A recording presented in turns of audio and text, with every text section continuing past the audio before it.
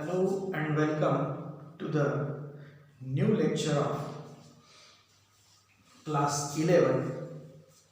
The name of the topic is Elements of Group 13, 14 and 15.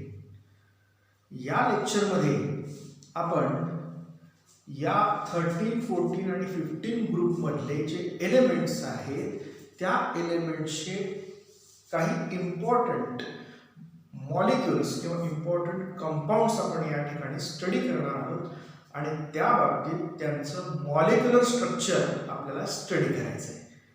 म्हणजेच आपल्याला या ठिकाणी molecular structures of some important compounds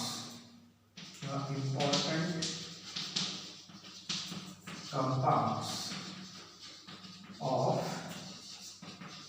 elements of group 13, 14, 15 हा part आपल्याला इथं स्टडी करायचा आहे.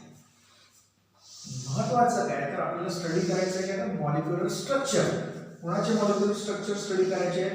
काही इम्पॉर्टंट कंपाऊंड्सचे. आणि हे कंपाऊंड्स कुणाचे आहेत तर एलिमेंट्स ऑफ ग्रुप 13, 14 अँड 15. आता हे 13, 14 आणि 15 ग्रुपमधले एलिमेंट्स आपल्याला माहिती आहेत. त्यापैकी जे लो वरच्या बाजूचे एलिमेंट्स असतात, टॉपचे एलिमेंट जे आहेत त्या प्रत्येक रिस्पेक्टिव्ह ग्रुपमध्ये त्यांची ॲटॉमिक रेडियस जी आहे ती अतिशय कमी आहे compared to the lower elements. म्हणजे higher elements have low atomic size and lower elements have higher atomic size हे आपल्याला माहिती आहे. त्यामुळे लोअर एलिमेंट हायर जे एलिमेंट आहेत त्यांची ॲटॉमिक साईज लहान असल्यामुळे त्याच्या मधल्या आउटरमोस्ट ऑर्बिट मधला इलेक्ट्रॉन रिमूव्ह करण्याकरता आपल्याला एनर्जी जास्त लागणार आहे.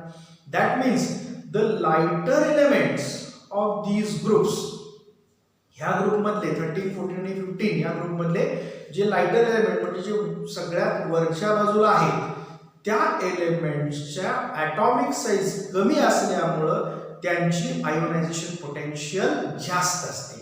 आणि आयोनायझेशन पोटेन्शियल जर जास्त असेल तर सहजासहजी इलेक्ट्रॉन रिमूव्ह केला जाऊ शकत नाही. आणि इलेक्ट्रॉन रिमूव्ह केला जाऊ शकत नसेल तर तो एलिमेंट हा इलेक्ट्रॉन डोनेट करत नाही तर इलेक्ट्रॉनचं शेअरिंग करतो आणि कोव्हॅलेंट बॉन्ड्स तयार करतो. म्हणजेच आपल्याला थोडक्यात असं म्हणता येईल lighter elements of group 13, 14 and 15 forms covalent molecules or covalent compounds. मग कोव्हॅलेंट कंपाऊंड जे आहेत दे हॅव डेफिनेट स्ट्रक्चर.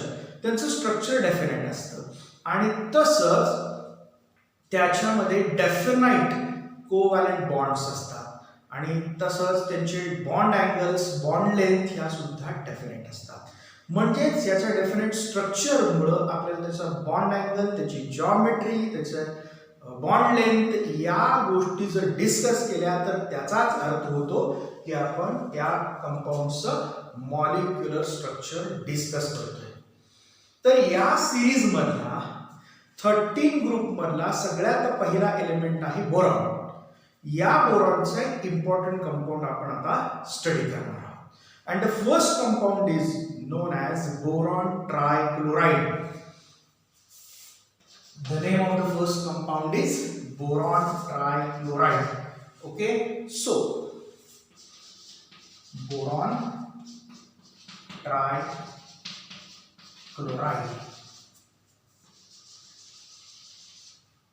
याचं सूत्र आपल्याला सांगता आलं पाहिजे. नावावरूनच कळतं बोरॉन म्हटलं की आपण म्हणणार बी.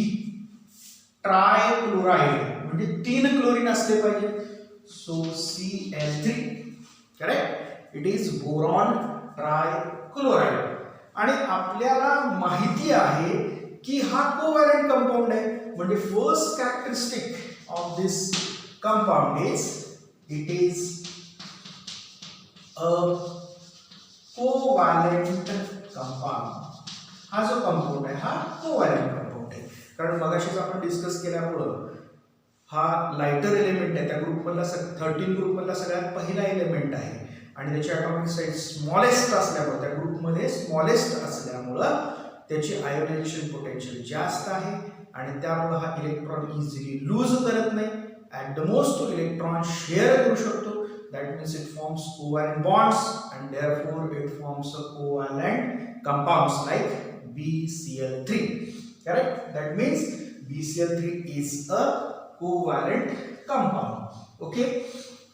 आता हा जो कंपाऊंड आहे याच्यामध्ये हा जो बोरॉन ॲटम आहे याचं आपल्याला हायब्रिडायझेशन माहीत असणं आवश्यक आहे.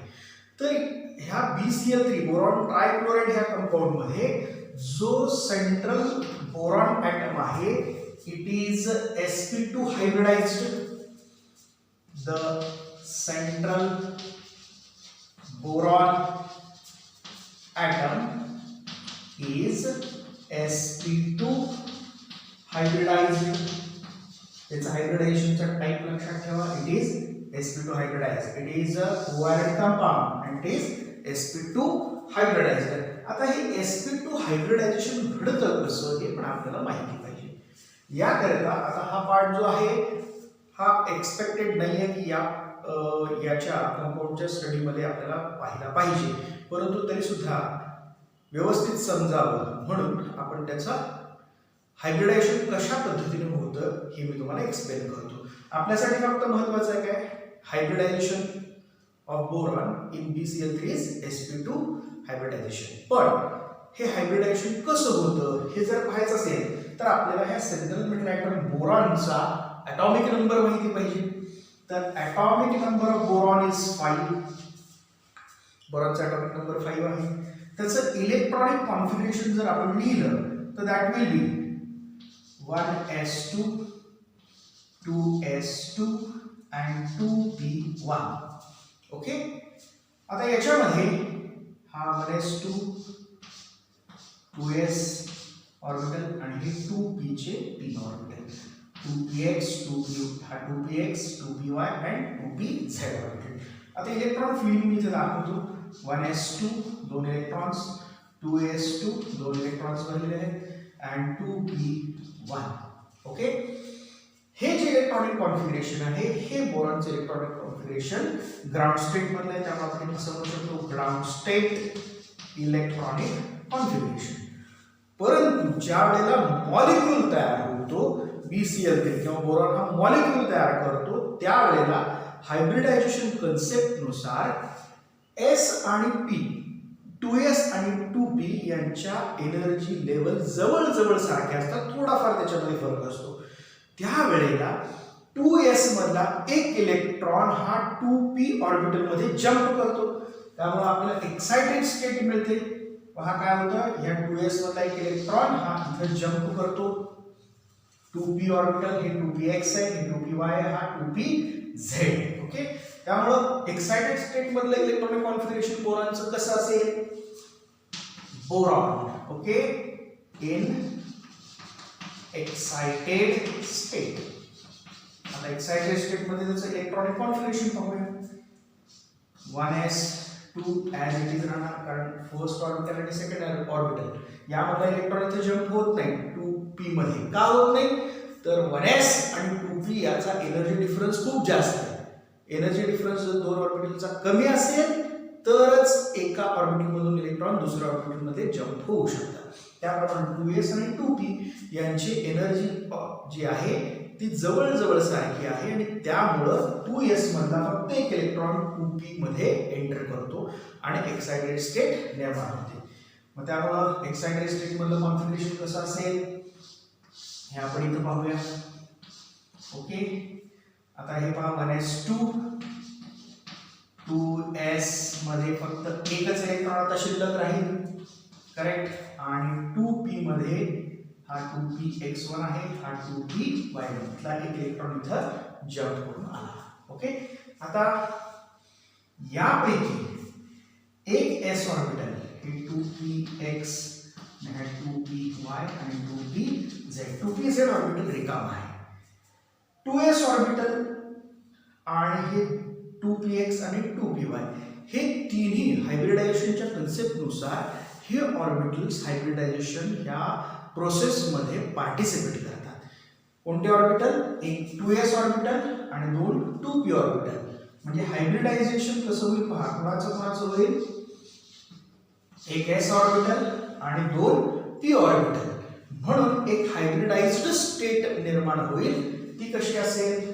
तर बोरॉन जो आहे in hybridised state, in hybridised state.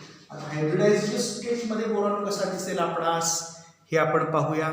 Okay, hybridised state मध्ये हे दोन जे ऑर्बिटल्स आहेत 2s आणि दोन p चे 2p चे ऑर्बिटल्स हे एकत्र मिक्स होतील आणि नवीन जेवढे ऑर्बिटल हायब्रिडायझेशन कन्सेप्टनुसार जेवढे ऑर्बिटल हायब्रिडायझेशन मध्ये पार्टिसिपेट करतात तेवढेच नवीन ऑर्बिटल्स तयार होतात with equivalent amount of energy. त्यामुळे हायब्रिडाइज स्टेट मध्ये आपल्याला असं दिसेल हा 1s2 ॲज इट इज राहील. करेक्ट. त्याच्यानंतर 2s आणि हे एक s आणि दोन p एकत्र आले तर तीन नवीन हायब्रिड ऑर्बिटल्स तयार होतील 1 2 3. आणि हा 2pz जो आहे तो हायब्रिडायझेशन मध्ये पार्टिसिपेट करणार नाही. It remains vacant, it remains as it is. त्यामुळे हे पहा इथं हायब्रिडायझेशन कोणतं झालं? एक s आणि दोन p. म्हणजे हे जे हायब्रिडायझेशन आहे it is sp2 hybridisation. Okay, त्या प्रत्येक ऑर्बिटल मध्ये हे 3 इलेक्ट्रॉन एक ऑर्बिटल मध्ये एक इलेक्ट्रॉन. आता हे जे हायब्रिड ऑर्बिटल्स तयार झालेले आहेत sp2 हायब्रिडाइज्ड ऑर्बिटल जे तयार झाले त्यांचा शेप जो आहे तो शेप फिक्स असतो, that is triangular planar shape. त्यामुळे आपल्याला हे sp2 हायब्रिड ऑर्बिटल असे दिसतील. एक sp2, दुसरा sp2, हा तिसरा sp2. हे तीन हायब्रिड ऑर्बिटल्स हे आपल्याला ट्रायंग्युलर प्लेनर शेप मध्ये दिसतील. आणि जो पार्टिसिपेट करणार नाहीये हा 2pz orbital that remains perpendicular to the plane. या प्लेनला तो परपेंडिक्युलर असणार आहे. त्याचा आपल्याला फिगर काढायची काही गरज नाही, फक्त आपल्याला महत्त्वाचं काय कोणत्या प्रकारचं हायब्रिडायझेशन होतं हे आपल्याला माहिती पाहिजे. तर sp2 हायब्रिडायझेशन होतं आणि त्यामुळे ह्या मॉलिक्यूलचा शेप ट्रायंग्युलर प्लेनर असतो. ओके, मग आता ह्या प्रत्येक हायब्रिड ऑर्बिटल मध्ये एक एक इलेक्ट्रॉन आहे. करेक्ट. म्हणजे that sp2 hybrid orbital, each sp2 hybrid orbital contains one unpaired electron. Now 3 chlorine atom will approach these 3 sp2 hybrid orbital. त्या 3 sp2 hybrid orbital कडं 3 क्लोरीनचे ॲटम जातील आणि क्लोरीनच्या ॲटमला 3pz ऑर्बिटल जो आहे with single electron that will overlap with these orbital. त्यामुळं हे पहा क्लोरीनचा फक्त मी एकच ऑर्बिटल दाखवते 3pz. हा orbital with one unpaired electron हा याच्याबरोबर पेअरिंग करतो. इथं एक pz ऑर्बिटल दाखवतो 3pz. हा याच्याबरोबर एक इलेक्ट्रॉन पेअरिंग करतो. तसंच तिसरा chlorine atom chlorine chlorine chlorine. Correct. हा पेअरिंग करतो आणि त्यामुळे ह्या मॉलिक्युलरचं स्ट्रक्चर जे आहे मॉलिक्युलरचं स्ट्रक्चर ट्रायंग्युलर प्लेनर असतं. म्हणून आता हे सगळं आपल्याला लिहायची गरज नाही, आपण डायरेक्टली असं म्हणू शकतो central boron atom forms 3 covalent bonds with 3 chlorine atoms and this is sp2 hybridized boron atom. आता ह्याचं जॉमेट्री कशी आहे तर ट्रायंग्युलर प्लेनर आहे. हे आता आपल्याला माहिती आहे का, तर याच्यातला बोरॉन ॲटम जो आहे तो sp2 हायब्रिडाइज्ड आहे. ह्या सगळ्या गोष्टी आपल्याला तिथं लिहायच्या नाही आहेत, पण ह्या आपल्याला माहिती असण्यासाठी मी एक्सप्लेन केली आहे. म्हणून आपण इथं म्हटलेलं आहे sp2 हायब्रिडाइज्ड बोरॉन ॲटम आहे. Correct. Boron atom is sp2 hybridized आणि त्यामुळे जॉमेट्री जी आहे ती कशी असणार आहे ट्रायंग्युलर प्लेनर. त्यामुळे आपण लगेच पुढचा पॉईंट लिहा. Geometry of the molecule is triangular planar. Okay, geometry लक्षात ठेवा ट्रायंग्युलर प्लेनर आहे. आणि याच्यातला बॉन्ड अँगल जो आहे हा जर आपण काउंट केला प्रत्येक ठिकाणी it is of 120 degree. 120 degree. असं टोटल जर आपण पाहिलं तर फुल जो आहे 360 असतो, त्याचे 3 पार्ट जर केले तर 120 degree. So each angle is 120 degree. This is triangular planar structure. हे ट्रायंग्युलर प्लेनर स्ट्रक्चर आहे, करेक्ट. त्यामुळे इथं आपण लिहूया 4 पॉइंट. हा जो बॉन्ड अँगल आहे हा कसा आहे 120 degree. The bond angle is 120 degree. हा प्रत्येक CL BCL हा जो बॉन्ड अँगल आहे दॅट इज ऑफ 120 डिग्री.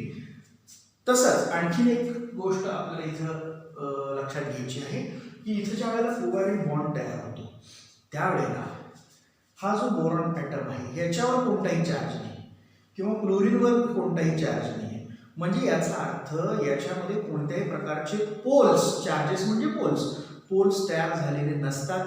म्हणजेच हा मॉलिक्युलर नॉन पोलर आहे. त्यामुळे आपण पुढे म्हणूया BCl3 इज नॉन पोलर. हा नॉन पोलर आहे. बॉन्ड अँगल 120 आहे. आतापर्यंत आपण काही गोष्टी ज्या शिकलेल्या आहोत ते एकदा पुन्हा सांगतो. आणखीन एक आपल्या यातला पॉईंट घ्यायचा आहे, पण पहिल्यांदा आपण थोडंसं रिवाइज करूया. तर BCl3 म्हणजे बोरॉन ट्रायक्लोराइड. बोरॉन ट्रायक्लोराइड मधला सेंट्रल मेटल ॲटम आहे बोरॉन. तो 13 ग्रुप मधला सगळ्यात टॉपचा एलिमेंट आहे, म्हणजे लाइटर एलिमेंट आहे. म्हणजे त्याची ॲटॉमिक साईज स्मॉलर आहे. ॲटॉमिक साईज स्मॉलर असल्यामुळं त्याची आयोनायझेशन पोटेन्शियल जास्त आहे. म्हणजे हा इलेक्ट्रॉन सहजासहजी डोनेट करणार नाही. त्यामुळे हा इलेक्ट्रॉनचं शेअरिंग करेल. इलेक्ट्रॉन शेअरिंग करतो याचा अर्थ तो कोव्हॅलेंट बॉन्ड तयार करतो. म्हणजेच बोरॉनचे सगळे कंपाऊंड जे आहेत ते कोव्हॅलेंट नेचरचे असणार आहेत. त्यामुळे आपण पहिलं म्हटलेलं आहे it is a covalent compound. Okay. Next, आता हा बोरॉन ट्रायक्लोराइड जो आहे याच्यातला बोरॉनचं हायब्रिडायझेशन कोणत्या प्रकारचं आहे. मगाशी मी तुम्हाला हायब्रिडायझेशन कसं होतं त्याचे ॲटॉमिक साईज, ॲटॉमिक नंबर, त्याची ग्राउंड स्टेट इलेक्ट्रॉन कॉन्फिगरेशन दाखवली होती. त्याच्यानंतर 2s मधला एक इलेक्ट्रॉन 2p ऑर्बिटलमध्ये जम्प करतो. 1s आणि 2p एकत्र येऊन sp2 हायब्रिडायझेशन तयार होतं, करेक्ट. आणि 3 हायब्रिड sp2 ऑर्बिटल्स तयार होतात. तसे मागाशी दाखवलेलं होतं. त्यामुळे आपण डायरेक्टली म्हणूया the central boron atom is sp2 hybridization. आणि ज्या वेळेला sp2 हायब्रिडायझेशन असतं प्रत्येक टाईपच्या हायब्रिडायझेशनच्या नुसार त्या मॉलिक्यूलची जॉमेट्री ठरली जाते आणि त्यानुसार sp2 हायब्रिडायझेशन आहे याचाच अर्थ that molecule is triangular planar. Molecule is triangular planar. आता ट्रायंग्युलर प्लेनर आहे म्हटलं की त्याचा बॉन्ड अँगल जो आहे that is of 120 degree. Okay. आणि तसंच या मॉलिक्यूलमध्ये बोरॉन ह्या दोघांच्या इलेक्ट्रोनिगेटिव्हिटीमध्ये जो आपण जर विचार केला तर बोरॉन काही हे इलेक्ट्रॉन पेअर स्वतःकडे उडत नाही किंवा क्लोरीन सुद्धा उडत नाही. जर उडले तर मात्र यांच्यावर पार्शियल पॉझिटिव्ह आणि निगेटिव्ह चार्जेस तयार होतील. अशा परिस्थितीमध्ये आपण म्हणणार आहे तो मॉलिक्यूल पोलर असू शकतो. पण इथं boron he share pair of electron स्वतःकडे उडत नाही किंवा क्लोरीन ही उडत नाही. त्यामुळे यांच्यावर कोणतेही चार्जेस डेव्हलप होत नाही आहेत. म्हणजेच it is a non polar molecule. That is why BCl3 is a non polar. पण आता थोडासा आपण विचार केला, बोरॉन हा सेंट्रल मेटल ॲटम आहे. ओके. या ठिकाणी हे बोरॉनचे आउटरमोस्ट ऑर्बिटमध्ये sp2 हायब्रिड ऑर्बिटमधले 3 इलेक्ट्रॉन आणि क्लोरीन त्याचे एक इलेक्ट्रॉन बोरॉन बरोबर शेअर करतो. इथे मी क्लोरीनचे इलेक्ट्रॉन दाखवतो. तेव्हा क्लोरीनने एक इलेक्ट्रॉन शेअर केला, कोव्हॅलेंट बॉन्ड तयार झाला. दुसऱ्या क्लोरीनने एक इलेक्ट्रॉन शेअर केला, कोव्हॅलेंट बॉन्ड तयार झाला. तिसऱ्या क्लोरीनने एक इलेक्ट्रॉन शेअर केला, कोव्हॅलेंट बॉन्ड तयार झाला. म्हणजे इथं पहा 3 कोव्हॅलेंट बॉन्ड्स तयार झालेले आहेत. ओके.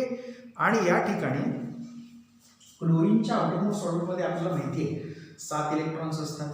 त्यापैकी एक इलेक्ट्रॉन त्याने शेअर केले. उरलेले हे 6 इलेक्ट्रॉन 1 2 3 4 5 6 1 2 3 4 5 6 1 2 3 4 5 6. आता जर आपण प्रत्येक क्लोरीन ॲटमच्या सभोवती असलेल्या इलेक्ट्रॉनचा जर विचार केला, आता पहा हे क्लोरीन याचे 6 इलेक्ट्रॉन आणि जर आपण विचार केला हे पहा एक इलेक्ट्रॉन शेअर केल्यामुळं त्याला बोरॉनचा पण इलेक्ट्रॉन मिळाला आणि स्वतःचा पण एक इलेक्ट्रॉन आहे. म्हणजे याचे 7 इलेक्ट्रॉन प्लस 1 इलेक्ट्रॉन म्हणजे क्लोरीन ॲटमकडं टोटल 8 इलेक्ट्रॉन झाले, म्हणजे त्याचं ऑक्टेट कंप्लीट झालं, म्हणजे आता त्याला इलेक्ट्रॉन ओढायची गरज नाही. पण लक्षात घ्या, आपण जर बोरॉनच्या बाबतीत विचार केला तर बोरॉनच्या सभोवती किती इलेक्ट्रॉन्स आहेत ह्या मॉलिक्यूल फॉर्मेशनमध्ये, तर थोडासा विचार केला तरी पहा, बोरॉनच्या सभोवती एकूण इथले 2 इलेक्ट्रॉन, हे 2 6 इलेक्ट्रॉन्स आहेत. म्हणजे याचा अर्थ त्याला ऑक्टेट कंप्लीट करण्यासाठी आणखीन 2 इलेक्ट्रॉनची गरज आहे. मग रिॲक्शन मध्ये ज्यावेळेला हा मॉलिक्यूल पार्टिसिपेट करतो त्यावेळेला तो दुसऱ्याचे इलेक्ट्रॉन पेअर स्वतःकडे ओढतो. इलेक्ट्रॉन पेअर ओढणं म्हणजेच लुईस ऍसिड म्हणून ऍक्ट होणं. कारण लुईस ऍसिड बेस कन्सेप्ट आपण पाहिली, जो इलेक्ट्रॉन पेअर ओढून घेतो त्याला म्हणजे इलेक्ट्रॉन पेअर ऍक्सेप्ट करतो त्याला आपण लुईस ऍसिड म्हणतो. जो इलेक्ट्रॉन पेअर डोनेट करतो त्याला लुईस बेस असं म्हटलं जातं. मग आता आपण लक्षात घ्या, इथं जे आहे ह्या बोरॉन जे आहे ह्याचा ऑक्टेट कंप्लीट नाहीये, म्हणजे boron is with incomplete octet. म्हणजे हा मॉलिक्यूल कसा आहे, इनकम्प्लीट ऑक्टेट असलेला मॉलिक्यूल आहे. त्यामुळे आपण असं म्हणू शकतो BCl3 has incomplete octet. Last point आहे, BCl3 has incomplete octet. त्याचा ऑक्टेट पूर्ण नाहीये, बरोबर. त्याचा ऑक्टेट पूर्ण नसल्यामुळे जेव्हा तो रिॲक्शन मध्ये पार्टिसिपेट करेल दुसऱ्या रिएजंट कडून तो इलेक्ट्रॉन घेईल, इलेक्ट्रॉन ऍक्सेप्ट करेल. इलेक्ट्रॉन ऍक्सेप्टर म्हणजेच लुईस ऍसिड. त्यामुळे आपण म्हणू शकतो हा पॉइंट टेक्स्टबुक मध्ये दिलेला नाहीये, आपण व्यवस्थित लक्षात ठेवा, MCQ साठी CET मध्ये उपयुक्त आहे. त्यामुळे therefore it accept 2 pair of electrons. Electrons 2 pair तो काय करतो, ऍक्सेप्ट करतो and behaves as Lewis acid. हा लुईस ऍसिड म्हणून बिहेव करतो. लुईस ऍसिड का, तर काय करतोय तो ऍक्सेप्ट करतो. इलेक्ट्रॉन ऍक्सेप्ट, स्पेलिंग वरून पण लक्षात ठेवा, accept starts for a, acid starts for a. Electron pair accept करणाऱ्याला लुईस ऍसिड म्हणतात. म्हणजे रिव्हर्स मध्ये आपण म्हणू शकतो इलेक्ट्रॉन पेअर डोनेट करणाऱ्याला आपण लुईस बेस असं म्हणू शकतो. मग आता हा जो पॉइंट आहे हा MCQ साठी उपयुक्त आहे. तसंच यातले बरेचसे पॉइंट्स MCQ साठी आपल्याला विचारले जाऊ शकतात. फॉर एक्झाम्पल BCl3 इज पर्याय दिला जाईल कोव्हॅलंट कंपाऊंड, आयोनिक कंपाऊंड, बरोबर, कोऑर्डिनेट कंपाऊंड काही, आणि एखादा पर्याय असेल ऑल द अबोव्ह किंवा नन ऑफ द अबोव्ह, तर त्याला आपल्याला योग्य पर्याय सांगता आला पाहिजे. It is a covalent compound. Type of hybridisation of boron in BCl3 कोणता आहे, sp2 आहे. त्याच्यानंतर त्याची जॉमेट्री कशी आहे, तर it is triangular planar and the bond angle तो पण विचारला जाऊ शकतो. ट्रायंग्युलर प्लेनर आहे म्हणजेच त्याचा बॉन्ड अँगल 120 डिग्री असणार आहे. हे सगळे MCQ पॉइंट्स आहेत, याच्याकडे पण व्यवस्थित फोकस करा. ओके. त्याच्यानंतर आपल्याला विचारलं जातं BCl3 बिहेव्स ॲज, पहिला पर्याय असतो लुईस ऍसिड, दुसरा असेल लुईस बेस, आणि तिसरा असेल बोथ A and B, चौथा असेल नन ऑफ द अबोव्ह. तर त्यावेळेला आपल्याला योग्य पर्याय सांगता आला पाहिजे. It behaves as Lewis acid. Why, because it accept lone pair of electrons. Why it accept? Because it has incomplete octet. बोरॉनचा ऑक्टेट पूर्ण झालेलं नाहीये. त्याच्या ऑर्बिट मध्ये, आउटर मोस्ट ऑर्बिट मध्ये आता 6 इलेक्ट्रॉन्स आहेत. ऑक्टेट कंप्लीट करायला त्याला आणखी 2 इलेक्ट्रॉनची गरज आहे, म्हणजेच एका इलेक्ट्रॉन पेअरची गरज आहे. म्हणजेच it is electron pair acceptor. Electron pair acceptor म्हणजेच Lewis acid. Okay. I hope तुम्हाला हे लेक्चर व्यवस्थित समजलं असेल. पुन्हा हा व्हिडिओ पहा जोपर्यंत समजत नाही. काही शंका असतील तर कमेंट बॉक्समध्ये तुम्ही कमेंट करू शकता. व्हिडिओ आवडल्यास लाईक करा, फॉरवर्ड करा आणि पुन्हा पहा. थँक्यू.